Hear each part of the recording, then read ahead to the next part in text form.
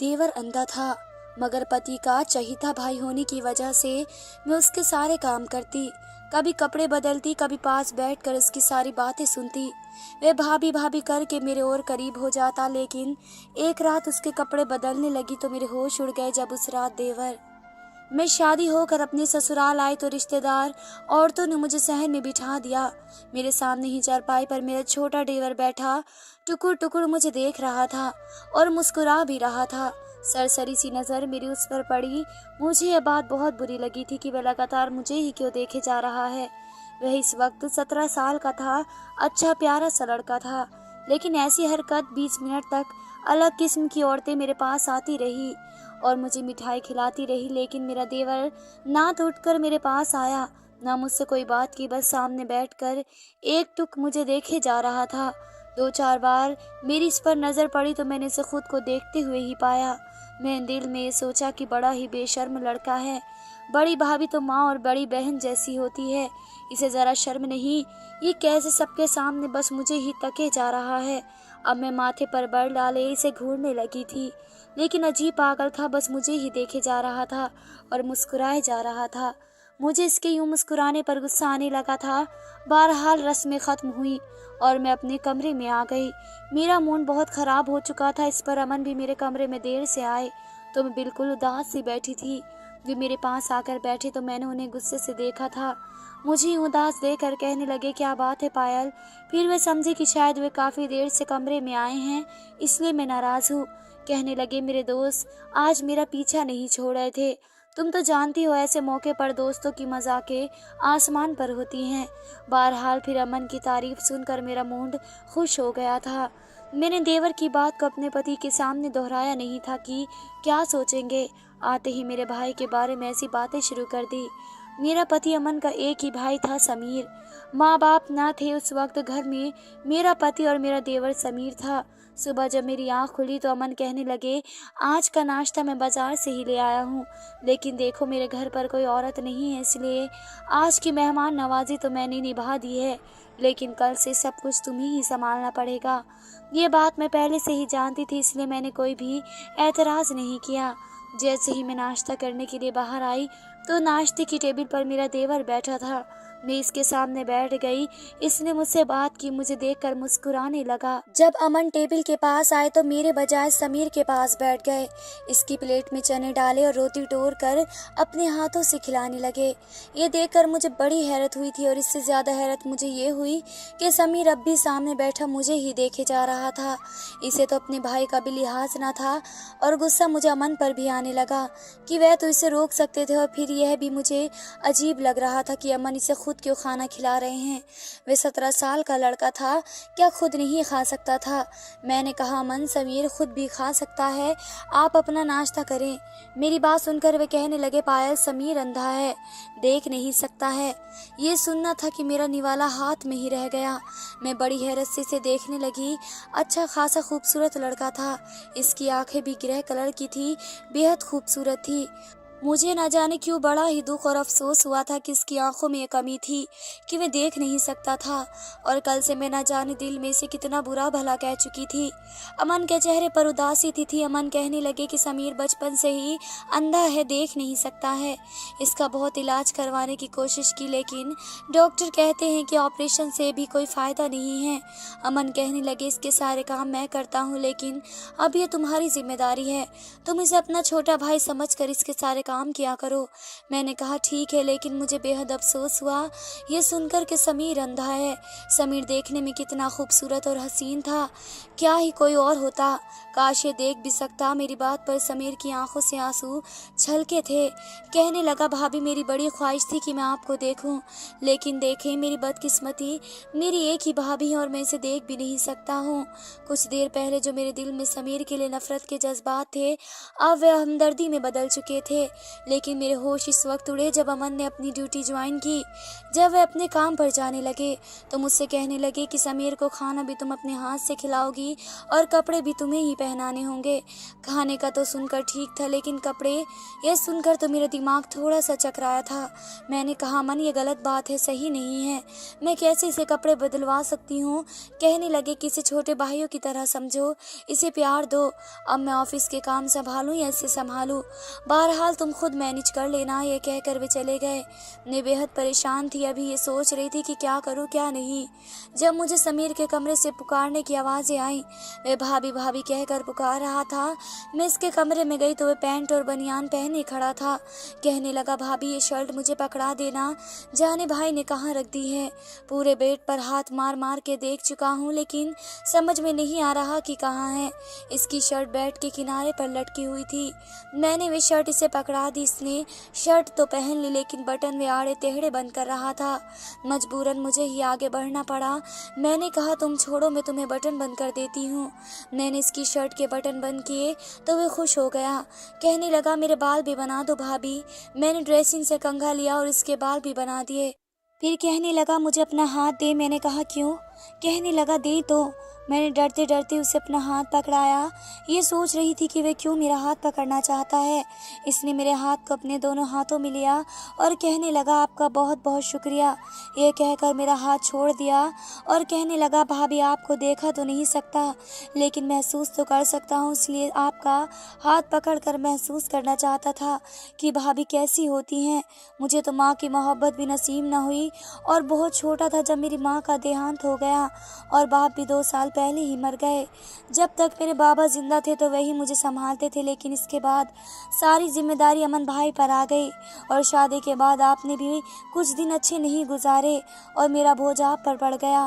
मैं बड़ा उदास सा होकर ये सब कह रहा था। मैंने कहा, तुम किसी पर बोझ नहीं हो और मुझ पर तो बिल्कुल भी नहीं।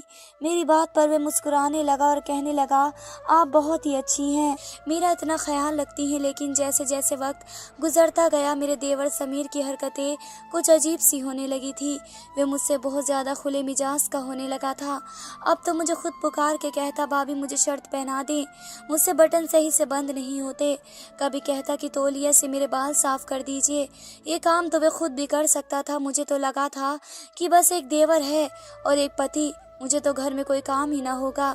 लेकिन मैं तो इस समीर की वजह से घन चक्कर सी बनकर रह गई थी। कभी किचन में बर्तन धो रही होती तो वह भाभी भाभी चिल्लाने लगता। मैं भागी दौड़ी इसके कमरे में जाती तो हंसने लगता, हाथ में मोबाइल पकड़ा होता। कहने लगता, मेरे साथ बैठ कर ये गाना तो सुनी ज़रा, कितना अच्छा है। वे देख तो नहीं सकता था लेकिन सुन सकता था, इसलिए मोबाइल पर कहानी और गाने सुनना इसका शौक था। मैं कहती, तुम सुन रहे हो तो खामोशी से सुनते रहो। अब मुझे ये बताओ कि मैं बर्तन धोऊं, खाना बनाऊं या फिर मैं तुम्हारे साथ बैठकर ये गाने और कहानी सुनूं।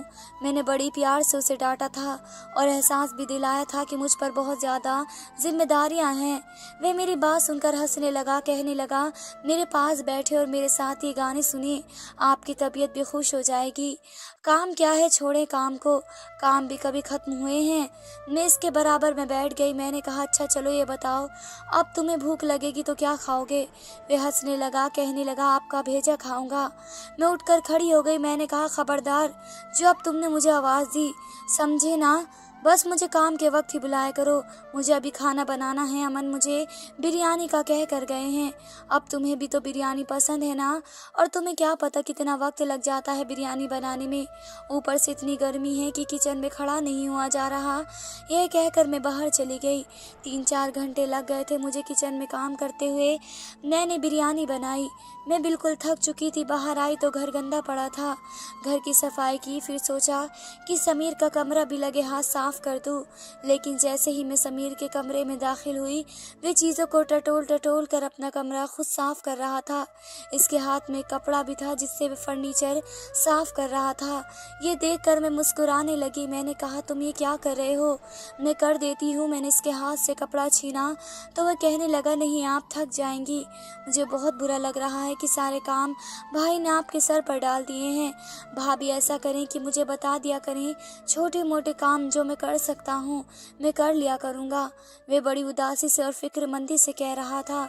मैंने कहा कि कुछ भी करने की ज़रूरत नहीं है, तुम बैठे रहो। मैंने इसका हाथ पकड़ा और इसे पकड़कर बेड पर बैठा दिया और मोबाइल इसके हाथ में थमा दिया। मैंने कहा तुम बस वीडियो सुना करो। मैं इसे एक वीडियो लगा दी जिसमें अच्छी कहानी थी, लेकिन इसने तो मोबाइल के साथ साथ मेरा हाथ भी पकड़ लिया और मुझे अपने पास बैठा लिया। कहने लगा यहाँ बैठो आप, बहुत कर लिया आपने काम, अब आप कुछ नहीं करेंगी। इसने मेरा हाथ बड़ा मजबूती से पकड़ा था। मैंने कहा समीर ये क्या हरकत है, मेरा हाथ छोड़ो। शाम हो गई है, मुझे शाम की चाय भी बनानी है। तुम बताओ चाय के साथ क्या खाओगे, तुम्हारे लिए कुछ फ्राई कर दूं? कहने लगा कुछ नहीं खाना मुझे, आप बस अपने साथ किचन में लेकर जाएं, बस मुझे बताएं कि चाय कैसे बनाते हैं। मैंने कहा तुम मेरी फिक्र छोड़ दो। ये कहकर मैंने अपना हाथ इसके हाथ से छुड़वाया और किचन में आ गई इसके लिए चाय बनाने और चिप्स तले और फिर इसको चाय दी। चिप्स खाते हुए लगातार मेरी तारीफ कर रहा था। फिर एक दिन वह हुआ कि मेरे होश उड़ गए। मुझे सुबह से ही बुखार था, लेकिन अमन को मेरी कोई परवाह न थी, बस मुझे बुखार की दवा देकर चले गए। कहने लगे कि देखो तुम बीमार मत पड़ा करो, मेरा सारा घर उल्टा पड़ जाता है, फटाफट से बुखार की गोली खा लेना और खाना घर पर ही बनाना। दोपहर को मुझे भी ऑफिस का बचा खाना खाना पड़ता है और घर आकर मैं बाजार का खाना तो बिल्कुल नहीं खा सकता। उनके सामने तो मैंने कहा कि चलो ठीक है मैं कर दूंगी, लेकिन बुखार की दवा खाने के बावजूद मेरा बुखार कम नहीं हो रहा था।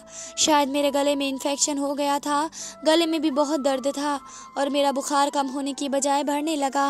मैं अपने कमरे में बेसुध लेटी हुई थी जब कमरे पर दस्तक हुई और फिर दरवाज़ा खुला। समीर मेरे सामने खड़ा था। मैंने बहुत मुश्किल से अपनी आंखें खोलकर इसे देखा। वे अपनी स्टिक की मदद से चलता हुआ मेरे पास आया। भाभी आपको क्या हुआ है, आपने अभी तक मेरा नाश्ता भी नहीं बनाया, मुझे बहुत तेज़ भूख लगी है। मैंने कहा मेरी तबीयत ठीक नहीं है, मुझे बुखार है।